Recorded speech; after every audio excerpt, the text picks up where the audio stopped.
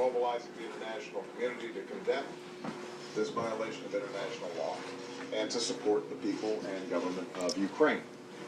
This morning, I signed an executive order that authorizes sanctions on individuals and entities responsible for violating the sovereignty and territorial integrity of Ukraine or for stealing the assets of the Ukrainian people. According to my guidance, the State Department has also put in place restrictions on the travel of certain individuals and officials. These decisions continue our efforts to impose a cost on Russia and those responsible for the situation in Crimea. And they also give us the flexibility to adjust our response going forward based on Russia's actions. We took these steps in close coordination with our European allies. I've spoken to several of our closest friends around the world, and I'm pleased that our international unity is on display at this important moment. Already we've moved together to announce substantial assistance for the government in Kiev, and today in Brussels, our allies took similar steps to impose costs on Russia. I am confident that we are moving forward together, united in our determination to oppose actions that violate international law and to support the government and people of Ukraine. And that includes standing up for the principle of state sovereignty. The proposed referendum on the future of Crimea would violate the Ukrainian Constitution and violate international law. Any discussion about the future of Ukraine must include the legitimate government of Ukraine. In 2014, we are well beyond the days when borders can be redrawn over the heads of democratic leaders. While we take these steps, I want to be clear that there's also a way to resolve this crisis that respects the interests of the Russian Federation, as well as the Ukrainian people. Let international monitors into all of Ukraine, including Crimea, to ensure the rights of all Ukrainians are being respected, including ethnic Russians. Begin consultations between the government of Russia and Ukraine with the participation of the international community. Russia would maintain its basing rights in Crimea, provided that it abides by its agreements and respects Ukraine's sovereignty and territorial integrity.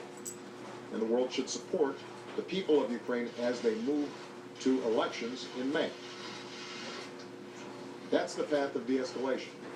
And Secretary Kerry is engaged in discussions with all of the relevant parties, including Russia and Ukraine, to pursue that path. But if this violation of international law continues, the resolve of the United States and our allies and the international community will remain firm. Meanwhile, we've taken steps to reaffirm our commitment to the security and democracy of our allies in Eastern Europe and to support the people of Ukraine. One last point. There's been a lot of talk in Congress about these issues. Today, once again, I'm calling on Congress to follow up on these words with action, specifically to support the IMF's capacity to lend resources to Ukraine and to provide American assistance for the Ukrainian government so that they can weather this storm and stabilize their economy, make needed reforms, deliver for their people, all of which will provide a smoother pathway for the elections that have already been scheduled in May. Today, the world can see that the United States is united with our allies and partners in upholding international law and pursuing a just outcome that advances global security and the future that the Ukrainian people deserve. That's what we're going to continue to do in the days to come until we have seen a resolution to this crisis. Thanks very much. And Jay and Ben and others will be happy to take your questions.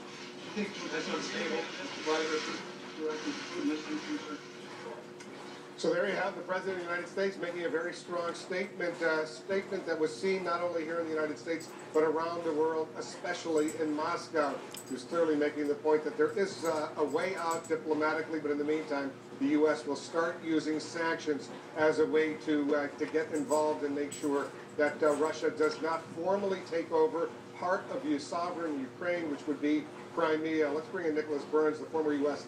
diplomat who's been watching from Harvard University. So Nick, this looks like this is a stand-up. For all practical purposes, I think this referendum that they've scheduled in the coming days in Crimea to become formally part of Russia, that seems to be, that train is leaving the station, although the president says flatly that would be a violation of international law. Well, the president's correct about that. And Wolf, I think you're hearing from the president of the United States deep frustration.